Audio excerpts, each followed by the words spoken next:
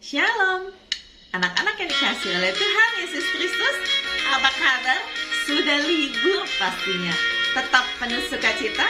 Jangan lupa baca Alkitab.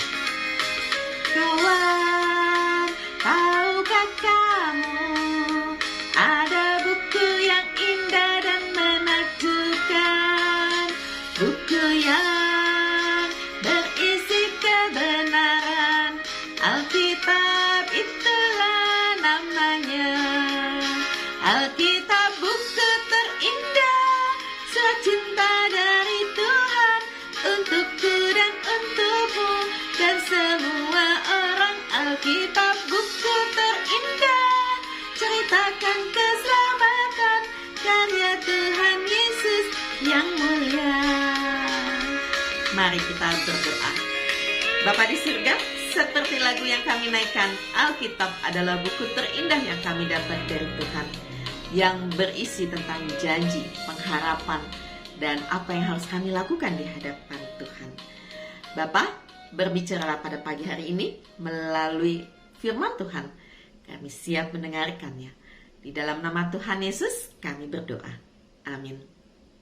Bacaan Alkitab Markus 7 ayat 8-23. Perintah Allah kamu abaikan untuk berpegang pada adat istiadat manusia. Yesus berkata pula kepada mereka, sungguh pandai kamu mengesampingkan perintah Allah, supaya kamu dapat memelihara adat istiadatmu sendiri. Karena Musa telah berkata, hormatilah ayahmu dan ibumu, dan siapa yang mengutuki ayahnya atau ibunya harus mati. Tetapi kamu berkata, kalau seorang berkata kepada bapaknya atau ibunya, apa yang ada padaku yang dapat digunakan untuk pemeliharaanmu, sudah digunakan untuk korban, yaitu persembahan kepada Allah. Maka kamu tidak membiarkannya lagi berbuat sesuatu pun untuk bapaknya atau ibunya. Dengan demikian, firman Allah kamu nyatakan tidak berlaku demi adat istiadat yang kamu ikuti itu. Dan banyak hal lain seperti itu yang kamu lakukan. Lalu Yesus memanggil lagi orang banyak dan berkata kepada mereka, kamu semua, dengarlah kepadaku dan camkanlah. Apapun dari luar yang masuk ke dalam seseorang tidak dapat menajiskannya. Tetapi apa yang keluar dari seseorang, itulah yang menajiskannya. Barang siapa bertelinga untuk mendengar, hendaklah ia mendengar. Sesudah ia masuk ke sebuah rumah untuk menyingkir dari orang banyak, murid-muridnya bertanya kepadanya tentang arti perumpamaan itu. Maka jawabnya, apakah kamu juga tidak dapat memahaminya? Tidak tahukah kamu bahwa segala sesuatu dari luar yang masuk ke dalam seseorang tidak dapat menajiskannya?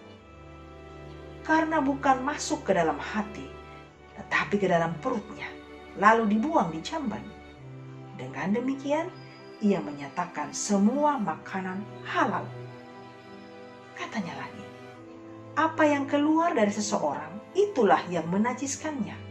Sebab dari dalam, dari hati orang, timbullah segala pikiran jahat, percabulan, pencurian, pembunuhan, perzinahan, keserakahan, kejahatan, kelicikan, hawa nafsu, iri hati, hujat, kesombongan, kebebalan.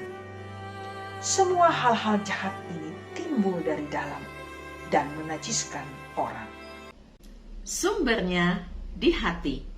Dalam cerita ini ada orang-orang yang membuat peraturan sendiri, lalu mereka menaatinya dengan sangat ketat. Misalnya, peraturan mencuci tangan sebelum makan. Sayangnya, meski mereka menaati peraturan itu, hati mereka penuh dengan kejahatan. Maka Tuhan Yesus menegur mereka. Yang lebih Yesus minta adalah agar kita menjaga hati, sebab dari situlah sumber setiap perkataan dan perbuatan kita.